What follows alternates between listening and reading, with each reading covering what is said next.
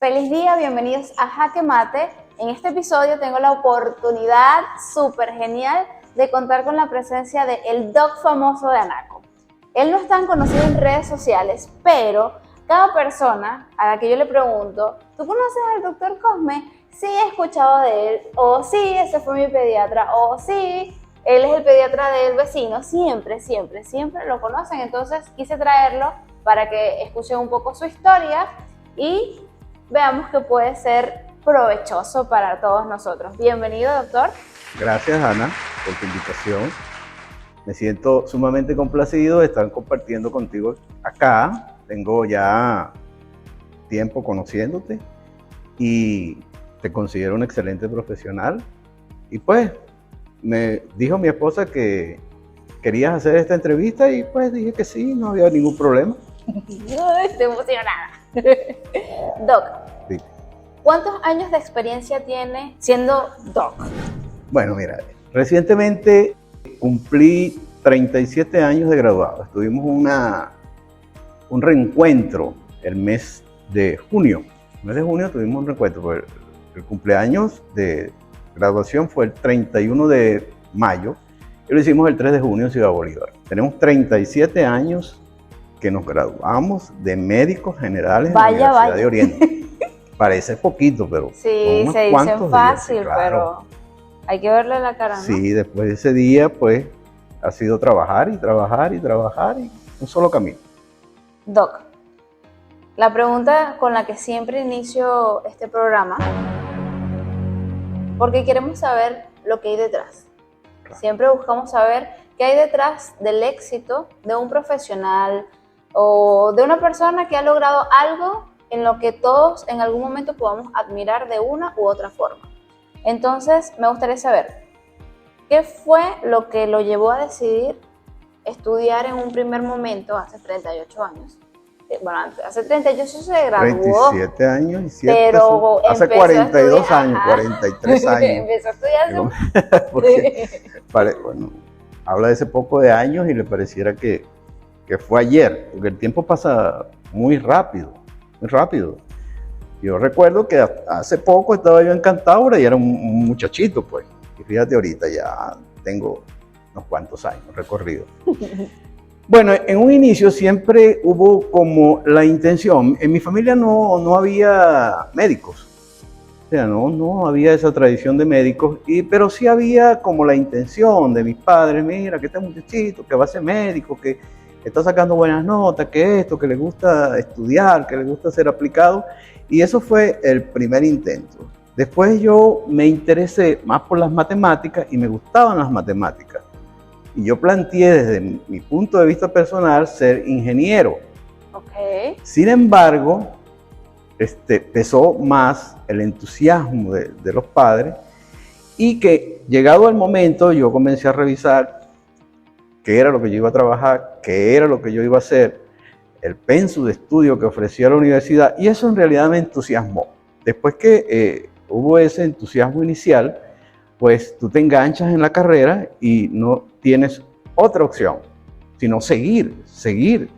Y a medida que vas avanzando en la carrera, te vas entusiasmando más y adquiriendo amigos, y después no te puedes despegar de eso. Aunque quieras, no puedes despegarte de eso, porque eso se convierte en tu vida, eso es todo para ti. Así que el que piensa estudiar medicina, que entienda eso, que eso va a ser todo para él. Y le va a ser muy difícil despegarse de ahí. Ok. Y entiendo que cuando nosotros, bueno, no digo cuando nosotros no, porque yo no lo he hecho, pero cuando las personas estudian medicina, hacen una carrera general y luego hacen una especialización. Sí, así es. ¿Qué lo llevó a especializarse en pediatría? ¿Le gustan mucho los niños? ¿Es lo que uno asume por...? Cuando tú eres médico, que te gradúas de médico general, tú haces una serie de rotaciones por los diferentes servicios. Tú pasas por ginecobstetricia, pasas por cirugía, pasas por medicina interna, pasas por pediatría, pasas por dermatología. En ese devenir de esas rotaciones que hace uno, habían dos que me llamaban la atención. Y que eran donde yo me sentía verdaderamente bien, porque uno tiene siempre que buscar donde verdaderamente se siente bien. Donde se siente bien, allí es. Y eran dos, era dermatología y la otra era pediatría, por supuesto. En ese momento, pues, la cosa era difícil hacer un posgrado, era muy difícil. Yo concursé en pediatría en la Universidad de los Andes y quedé seleccionado para ser residente de pediatría en la Universidad de los Andes. Sin embargo, a la vez hice el concurso, por si acaso, en la Universidad de Oriente. En la Universidad de Oriente también quedé y por supuesto me quedaba más cerca, claro. Era mi universidad, conocía el hospital de cabo a rabo y me quedé en la Universidad de Oriente. De cosa de la cual me enorgullezco porque siempre ha sido una gran universidad. I love Lauro. Gracias. Excelente, excelente. Y en ese trayecto, o sea, ok, entiendo que concursó para el tema de la pediatría. Cuando sale de estudiar pediatría, ¿cómo fueron sus primeros pasos? Bueno, mis primeros pasos, yo pensaba quedarme en Maturín o quedarme en Puerto Ordaz. Tenía eso planificado en realidad, porque me gustaban esas dos ciudades, eran dos ciudades que tenían apogeo y que uno siempre, bueno, al salir de la universidad quiere estar en un sitio donde pueda ejercer su profesión. El día 28 de diciembre del año 93, después que yo he terminado la carrera, porque la carrera de pediatría se termina a principios de diciembre del año que te estás terminando, okay. Me vine a dar una vuelta por Anaco. O sea, a dar una vueltica. Eso era una vueltica para ver cómo estaba la cosa. Vuelta por Anaco. Sí, entonces, pero yo creo que era el destino que estaba para allá enviándome por allá. Llegué aquí a Anaco en un carrito,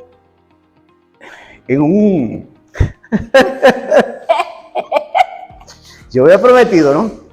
Un carrito que te me dolían los pies, tipo picapiedra. Llegué en la Clínica Mérida, estaba vivo el señor Luis Beltrán Guevara, gran amigo, y me dijo, mira, yo tengo trabajo aquí para un pediatra, ¿vale? El 28 de diciembre, Día de los Inocentes. Le digo, bueno, yo ando buscando trabajo. Pasé, me senté y había un poco de pacientes ahí, porque los pacientes, en ese tiempo había muchos pacientes, porque estaba el apogeo del petróleo y todo eso eran pacientes de compañía. Pero el señor Luis Beltrán era un hombre muy sagaz y cuando él quería algo, él lo buscaba. Cuando yo salí de la consulta, él me dice, doctor, ¿cuántos pacientes vio? Bueno, vi 8 pacientes. Me dice, bueno, vamos a pagarle, pues. Imagínate tú, Ana. Vengo de la universidad. Claro. Estaba limpio, sin reales. Y me dice que me va a pagar privado. Bueno, está bien, me pagó. Yo me fui. Y me dijo, lo espero aquí en enero. Por supuesto, eso me resolvió el fin de año, lo que gané y esas cosas. Y en enero, pues, yo estaba acá. ¿Con 8 pacientes? Sí, lo que pasa era que no tenía nada. Yo veo 8 pacientes, él me paga y yo que andaba sin dinero, eso era muchísimo dinero para mí. Era muchísimo dinero. Claro, o sea, yo dije, si esto ocurrió en un día, probablemente, bueno, si yo me quedo ahí, imagínate. Y entonces me vine a trabajar a la Clínica Mérida y estuve como pediatra de la Clínica Mérida y era el único pediatra en la Clínica Mérida en ese entonces. Y te imaginarás cómo era el trabajo. Claro, claro. Trabajo fuerte, todos los días, 24 horas, toda la semana, no tenía descanso. Era un trabajo fuerte, muy fuerte. Pero satisfactorio, supongo. Sí, porque estaba haciendo lo que a mí en realidad me gustaba, para lo que me había formado, para lo que yo quería. Y bueno, veía que estaba progresando y me quedé en Anaco. No me arrepiento de haberme quedado en Anaco. Lo atrapó Anaco. Anaco atrapa a la gente. Anaco atrapa a la gente. Yo le digo a la gente que llega a Anaco y bueno. Totalmente. No, yo llegué aquí y me voy dentro de 3 meses. No, usted no se va. Yo les digo, usted no se va. Usted se queda en Anaco. Yo venía a estudiar nada más. Sí, no. Aquí. No, y me fui y me devolví. Y te devolví. Sí, Anaco tiene una vibra. Sí, buena. Tiene un no sé qué, un qué sé yo, pero no se queda. Sí. Ok. Esto está excelente hasta aquí. Me gustaría saber de toda su trayectoria, que todos sabemos que ha sido muy amplia, de toda su trayectoria, ¿cuál ha sido el caso más difícil que le ha tocado vivir? Tengo entendido que usted antes era de los médicos que iba a las casas, que atendía a la gente como muy, muy cercano. Bueno, sí. Aquí fue muy difícil al principio. Aquí no había cerca quienes atendieran a los recién nacidos. Okay. Y en ese tiempo, nacían recién nacidos con problemas, con muchos problemas. Eso me dificultaba y yo quise como establecer una actividad de neonatología. Una de las cosas más difíciles es la neonatología, porque necesitas un equipo. Claro. Necesitas un equipo de enfermeras, un equipo de varios médicos, necesitas un laboratorio, necesitas varias cosas. Sin embargo, pues aquí era necesario que alguien se embraguetara con esos recién nacidos. Entonces yo, pues con la juventud que traía, con los conocimientos que traía, porque una de las cosas en las que nos formábamos muy bien, a pesar de ser solo pediatra, una de las cosas en que nos formábamos muy bien era en neonatología, porque pasábamos mucho tiempo en el servicio de neonatología en el Hospital Ruiz y Páez. Entonces eso trajo como consecuencia que fueran muchos niños recién nacidos con los que yo tenía que estar en contacto con los padres. De ahí me nació una gran cantidad de ahijados. Hubo una época que tuve que empezar, decidí no seguir tomando ahijados porque no iba a hacer la función de un padrino. Claro. Fui a una conferencia de las que dan pre-bautismales y me puse a escuchar al padre con atención y dije, no, yo no lo estoy haciendo, yo voy a parar esto. Total que decidí, no voy a tener más ahijados. Las primeras personas se molestaron. Claro. Se molestaron porque, ella lo viene a hacer con una sensación, con la ilusión. Pero yo les expliqué que ya yo no podía porque no estaba cumpliendo con los requisitos de un buen padrino. Entonces, claro. ¿Y cuántos ahijados tienes? Bueno. ¿Perdió la cuenta? Por eso no quise ser más padrino, porque después le decía a mi padrino, muchacho, ¿quién eres tú? Sí tengo ahijados que son muy cercanos, que se han mantenido muy cerca de mí, con los que converso y hablo con ellos y los siento muy cerca, pues. Pero no todos son así. Hay algunos que ni me acuerdo cuál era. Ok. Háblenme un poco de su familia. ¿Mi familia? Sí, su familia. Bueno, mi familia, nosotros, yo nací en Cantaura. Pero es que... Claro, yo soy... Estaba ahí. A lo mejor estaba un poquito a lo mejor había un poquito de querencia cuando llegué a Anaco también, porque estaba el pueblo de Cantaura ahí cerquita y yo siempre había venido a Anaco, pues para mí Anaco era conocido. Me gustaba la brisa de Anaco. Antes hacía mucha brisa en Anaco, ¿viste? Una brisa muy sabrosa. Bueno, y ellos, mi familia es oriunda de la ciudad, el pueblo de Aguasay.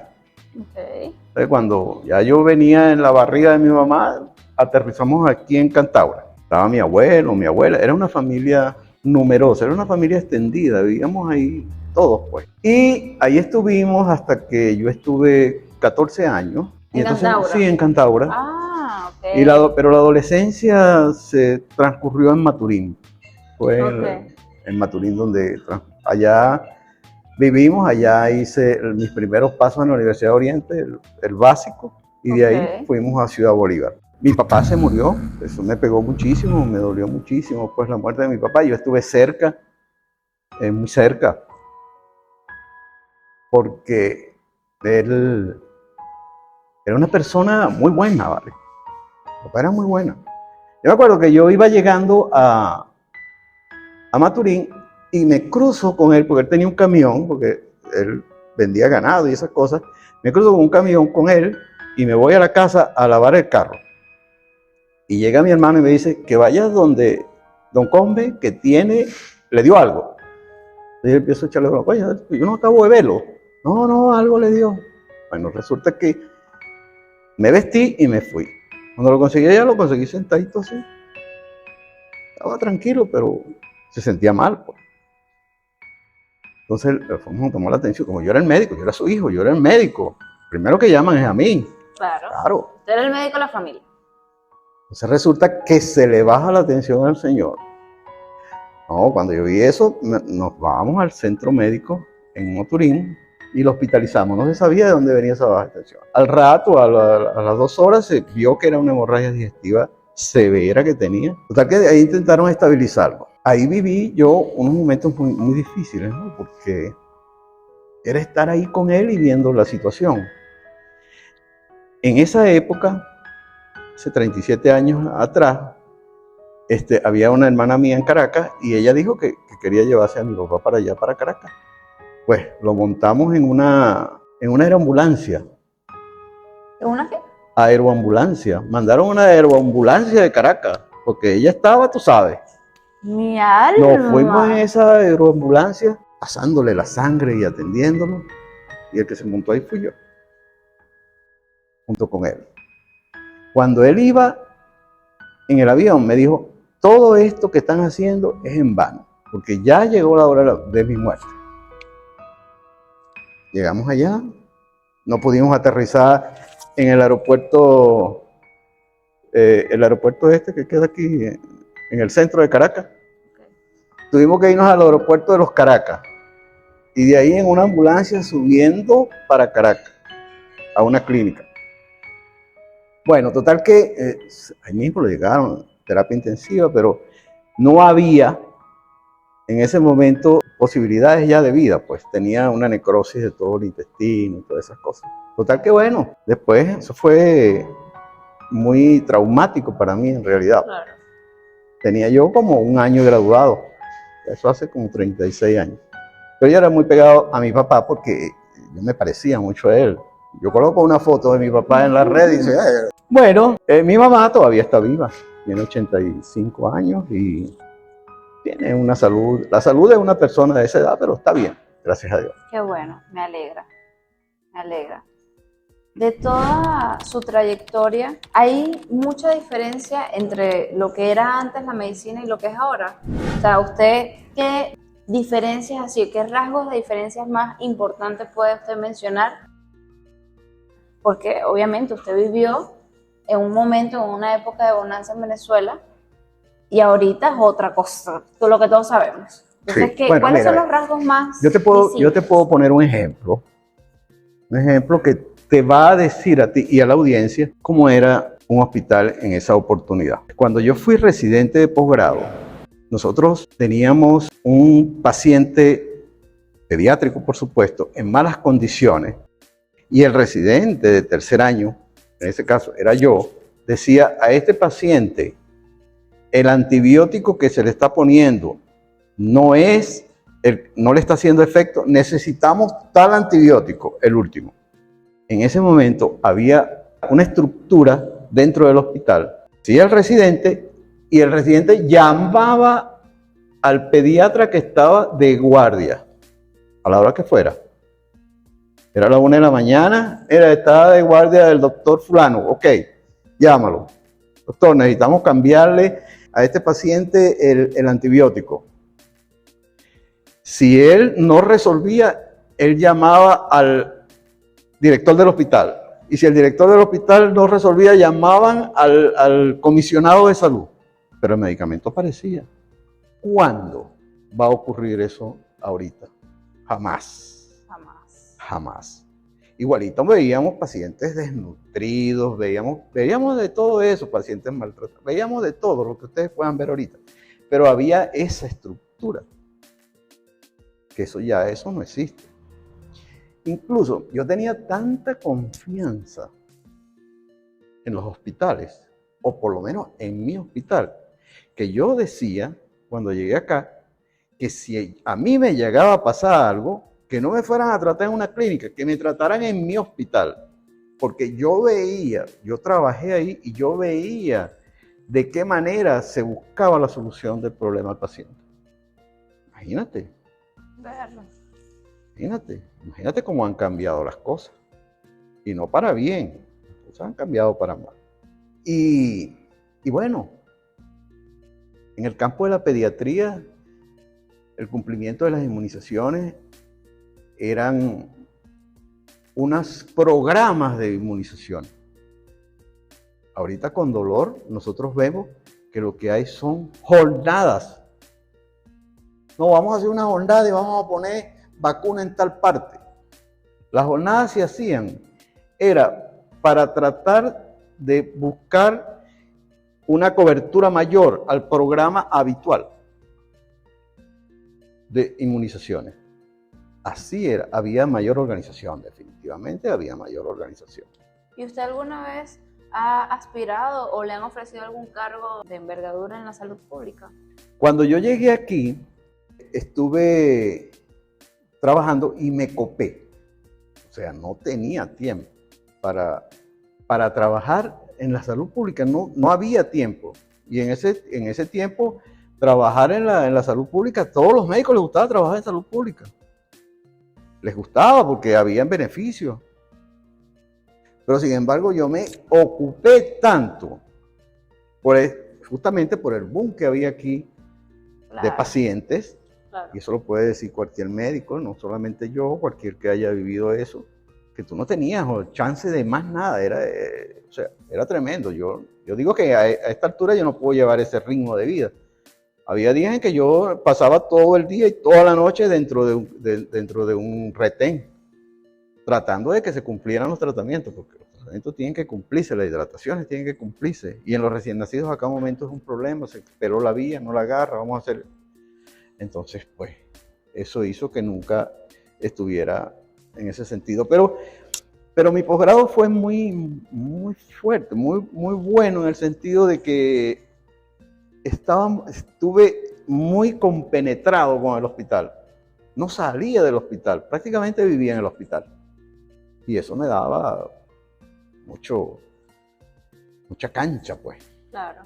Cuando estuvo ese auge de tanto trabajo, ¿cómo logró compensar o equilibrar, si lo logró o no, su vida personal? Porque más allá de la parte profesional, los médicos también son personas. De hecho, nuestra primera entrevistada es la doctora Sabrina y conversábamos de que a veces las personas creen que los médicos, por ser médicos, están prestos a servir 24/7. Sí. Entonces, ¿cómo logró en ese momento de tanto auge, de tanta ocupación, también tener o sacar tiempo para su familia, para sus hijas? ¿Lo logró o no lo logró? Sí, la vida personal de un médico puede ser, depende del médico, depende de la especialidad, depende de muchas cosas, depende de la personalidad del médico, depende de muchas cosas en realidad. O sea, lo que sí debes tener por seguro es que le quitas mucho tiempo a tu familia. Le quitas mucho tiempo a tu familia, porque si tu familia está ahorita, estamos vistiéndonos para ir a una fiesta o para ir a Puerto La Cruz, a la playa, y entonces más de una vez teníamos que devolvernos de allá de San Mateo, vámonos para atrás, porque en realidad necesitábamos pues estar acá. Sin embargo, entonces no es fácil. Claro. Eso tiene que entenderlo la gente. A veces la gente no entiende, porque es que ellos sienten que uno tiene que estar ahí. Sí. Y se siente la desesperación, pues claro, su hijo. Es que es algo demasiado complicado, porque, y yo lo sé, o sea, yo trato de hacer las cosas, por ejemplo, si Anna tiene una cita, bueno, yo la llevo a las horas del médico, o sea, pero, por ejemplo, nos pasó cuando ustedes estaban en Estados Unidos, nos pasó que tuvimos un accidente con Anna, que se le salió el brazo, eso fue a las 7 de la noche, tuvimos que parar las patas al módulo. Ah, bueno. Entonces, o sea, esa desesperación de que no sabes, o sea, ver a tu hijo llorando y no sabes que o sea, es que uno no sabe. Mira, yo más quisiera uno que tiene un rayos X para decirle al doctor, mire doctor, tiene, no sé, es un tendón, es un tendón nada más, no es fractura, no se preocupe, dígame qué hago. Pero, o sea, a medida que va pasando el tiempo y tú vas adquiriendo, cuando el médico está nuevecito, pero a medida que va pasando el tiempo, tú vas aprendiendo pues a seleccionar las cosas, le haces preguntas a las madres bien precisas en lo que tú, en la información que verdaderamente tienes, y puedes hacerle una sugerencia que alargue la necesidad de que el médico esté presente. Pues. Claro, ok. Incluso las redes ahorita, tú le haces, ponme ahí un video del muchachito para ver cómo es el cólico. Bueno, entonces cuando hace así, no, chica, es un tío lo que se está estirando, quédate tranquila y ya. Claro, y ya pasó. Claro. Pero ya pasó la emergencia para la mamá, ya tú le dijiste qué era lo que estaba pasando y se resuelve, pues se resuelve eso. En una síntesis general, ¿usted cree que logró equilibrar su vida personal con la vida de médico o...? No, ahorita está equilibrada. No, la vida ahorita es otro tema, pero yo digo ahorita, en general, o sea, en su carrera general, porque al final el tiempo, por lo menos la niñez, ya, ahí está, pasó la niñez, ya está. Bueno, sí, nosotros estuvimos tratando siempre de estar en los momentos. Okay. O sea, había momentos en que no podía estar, pero bueno, claro. Habría que preguntarle a las hijas a ver si cumplió con las expectativas. Claro, por supuesto. Porque uno siempre cree que cumplió, pero claro, sabemos. Entiendo. Chévere. ¿Y ahorita cómo está llevando su vida profesional con su vida normal, su vida personal? Bueno, mira, la vida profesional y la vida personal ahorita es más relajada, por supuesto. Okay. Relajada. ¿Porque usted lo ha decidido así? ¿Porque por la situación país? Sí, bueno, la situación, ha habido muchos cambios, ¿oíste? Ha habido muchos cambios, sobre todo después de la pandemia. Okay. La pandemia fue un evento que cambió el mundo, cambió todo, quitó amigos, rompió amistades, gente con quien tú te reunías muchísimo todos los fines de semana, y después de la pandemia quedó como una apatía a ese tipo de reuniones y ese tipo de cosas, ¿verdad? Ahorita mi vida está estable, pues. Tú sabes que una de las cosas que yo siempre le digo a mis amigos es que la gente ahorita me pregunta a mí, ay, ¿usted todavía trabaja? ¿Será que estoy olvidado? ¿Será que me olvidaron? La situación del país también cambió todo. Hubo un tiempo en que era triste, porque los pacientes iban a despedirse. Ay, doctor, vengo a traerle a mi niño porque nos vamos para Perú. El peor destino, Perú. Perú, no tengo nada en contra de los peruanos. Bueno. El peor destino, Perú. Doctor, ¿por qué? Me voy para... Porque según su apreciación, pues.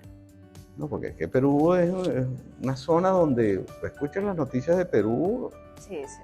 Personas con unas personalidades ahí, femicidios. Es verdad.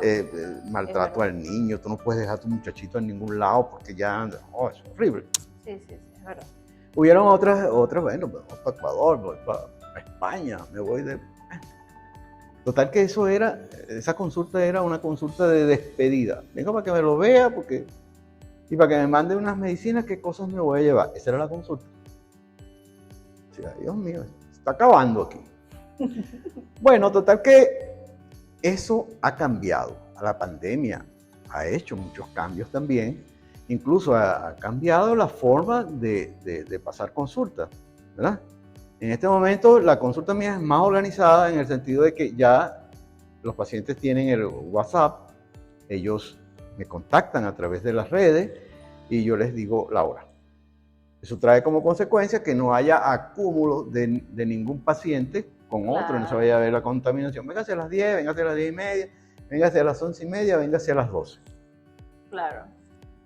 Cada uno tiene su tiempo y pues se utiliza mejor el tiempo de la consulta, porque tienes tu tiempo estipulado para eso. Hay consultas que se extienden, pero bueno, son cosas que se salen, pero sí ha cambiado. En ese sentido me ha me ha relajado un poco el tiempo, porque antes tenía que llegar tempranito y tal, y qué sé yo, y estaban los pacientes. Ahora la consulta es menos. Me imagino que los médicos, todos los médicos tendrán más o menos la misma situación, o no sé. Pero seguimos aquí, seguimos trabajando igualito, y los pacientes llaman y preguntan y van, y estamos activos a pesar de todo. ¿Cuál es su legado? ¿Cuál es el legado? Porque estamos hablando de que usted... ¿El legado desde qué punto de vista? Desde el punto de vista como pediatra, porque usted digamos que ha atendido de forma, en el aspecto de salud, a varias generaciones. Varias generaciones, claro, sí, como no. Entonces, estamos hablando de que, supongo yo, que usted ha tenido un avance, una evolución en su carrera. Claro, por a medida supuesto. que usted también va avanzando como persona. Claro, por supuesto. O sea, y todo eso va, digamos que alineándose. Entonces, me gustaría saber cuál es el legado que deja usted ahora, o que le quiere dejar usted ahora a esas nuevas generaciones a las que usted le está sirviendo en el sector salud. Bueno, nosotros el legado se lo vamos dejando en salud a las personas. El legado que le dejamos es la prevención de consecuencias mayores por cuestiones de salud a los niños. El legado es todos estos 30 años que tengo de pediatra aquí, pues algo debe andar por ahí de legado. Yo he escuchado cosas como: no, ese doctor es buenísimo porque te cura a los niños solo con alimentación. Bueno, me tocaste un tema. Tú sabes que yo cuando llegué aquí a Anaco, yo no hice la tarea, pero sí la hice. Aquí había un pediatra que su empeño era que las madres le quitaran los pañales de tela a los niños. Y eso se ponía bravísimo si veía un muchachito con pañal de tela. Hubo un tiempo que incluso en las clases de pediatría les recomendaban el uso del pañal. Pero eso fue una evolución tecnológica impresionante. El uso del pañal es una cosa extraordinaria. Cuando llegué yo decía, pero ¿por qué él hace eso?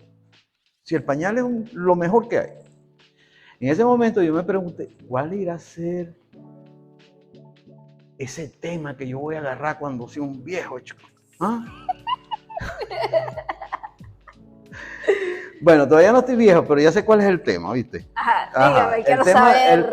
El tema es la alimentación. Okay. El tema es la alimentación. Yo estoy impresionado de la cantidad de problemas alimentarios que existen dentro de la comunidad infantil, en todo el país y a nivel mundial. Okay. Y la mayoría de las enfermedades que sufrimos los seres humanos están relacionadas con la alimentación. De eso no te quede duda. La diabetes, la hipertensión, el hipertiroidismo, el síndrome ovario poliquístico, el hígado graso.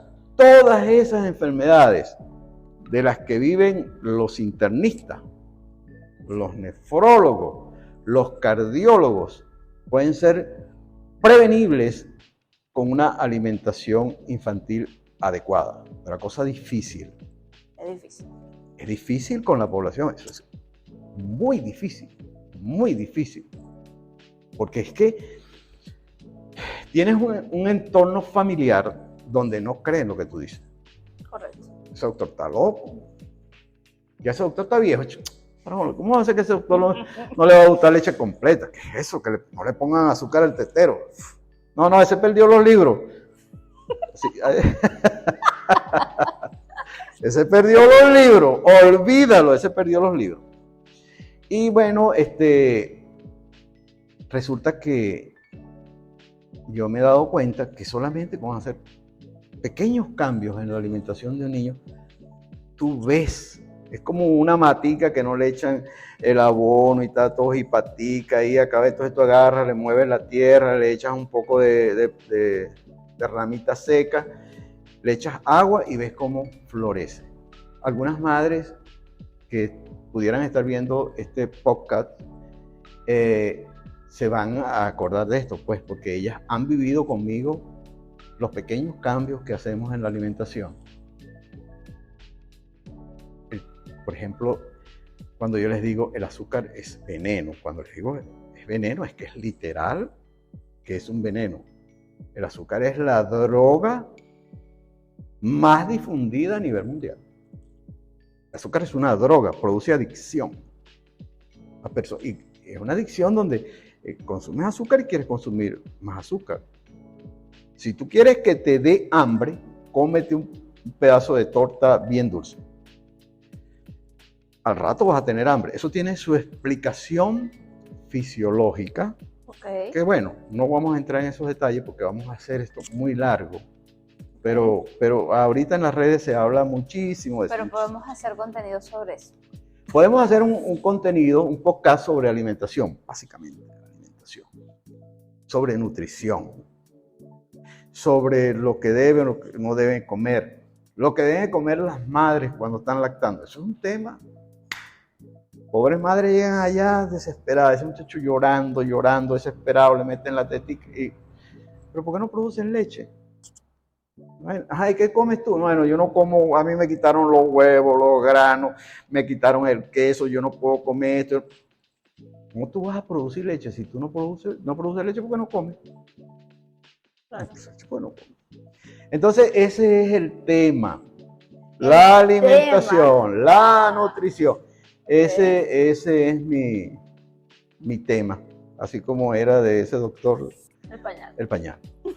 Pero él no tenía razón, el pañal no, el pañal desechable es lo mejor que hay. Podemos decir que usted es un doctor actualizado así, en la onda. Ok. En la onda, en el buen sentido. O sea, claro, en claro. la onda de que, o sea, no es que yo estoy diciendo que el azúcar es veneno porque quiero, es que el azúcar es veneno porque hay estudios que demuestran que es veneno. Lo que pasa es que la historia, la alimentación tiene su historia. Okay. Aquí en este país hubo un tiempo donde te le decían por televisión, persona que tenga más o menos la edad mía o menor, puede recordar eso. El Instituto Nacional de Nutrición pasaba una publicidad por televisión donde decía que los niños había que darle 2 cucharadas de azúcar diario. Imagínate eso. Un desastre. ¿Y usted siempre ha estado en esta corriente de la alimentación y en contra del azúcar? Sí, en contra del azúcar. Te voy a decir algo sobre nutrición. En nutrición, los médicos hemos tenido que desaprender. Tuvimos que desaprender una serie de conocimientos. Una de las cosas donde el médico, durante su carrera, tenía muy poca formación era en la parte de nutrición. Las clases de nutrición eran una clasecita de nutrición, que son las proteínas, que son los macronutrientes, que son los micronutrientes, que es el calcio, pero más nada.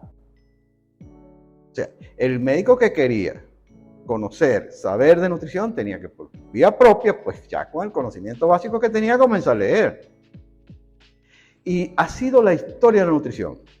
Aquí hace muchos años, a nivel mundial, se comenzó a morir a gente del corazón. Y hicieron la relación del corazón con las grasas y a todo el mundo le quitaron las grasas. Mira, eso le quitaban el aguacate, le quitaban el huevo, le quitaban todo, todas esas grasas. Pues resulta ahora, y eso está bien documentado, a ver, esto sí es verdad, que el problema de los triglicéridos sobre todo es por el consumo de harinas, por el consumo de azúcar, porque, pero bueno, ¿y por qué si consumo harina se me va a subir el colesterol? Bueno, nosotros tenemos unos macronutrientes que son las proteínas, los carbohidratos y las grasas, y esos metabolismos están interconectados entre sí. Por eso es que nosotros agarramos grasa y las transformamos en glucosa, y el que está haciendo dieta, entonces, como no consume, agarra las grasas y tiene su glucosa para su energía. Claro. Pero el que consume grasa, lo que va es llenándose de triglicéridos. Se va llenando de triglicéridos, entonces tienes el hígado graso. El hígado graso es producto de las harinas y de los azúcares. Eso ahorita en las redes ustedes lo pueden leer y aparece bien documentado. Hay varias personas que están trabajando sobre eso. Muy interesante esto, de verdad. Después vamos a hablar de alimentación, así Excelente. completo, pura alimentación. Excelente. Me gustaría un mensaje. Un Un mensaje para esas personas, esas madres, que son madres jóvenes y madres no tan jóvenes, que quizá en algún momento su pediatra les decía, por lo menos eso, si era una publicidad, quiere decir que en ese momento estaba bien. Entonces eso, digamos que la educación con respecto a las enfermedades, con respecto a lo que es ahora la salud de los niños, ha ido cambiando, ha ido evolucionando. Entonces, me gustaría que usted, con la experiencia que tiene, pueda dejarle un mensaje a esas madres que, digamos que en su momento quizá hicieron las cosas como les dijeron en ese momento que estaba bien y que, bueno, que de repente ya es hora de cambiar, es hora de ver las cosas de otro punto de vista. Sí. Siempre vamos a necesitar estar en la cresta de la ola. Y sobre todo en nutrición, donde todo cambia todos los días. Y con el auge de las redes, la gente se informa mucho por las redes.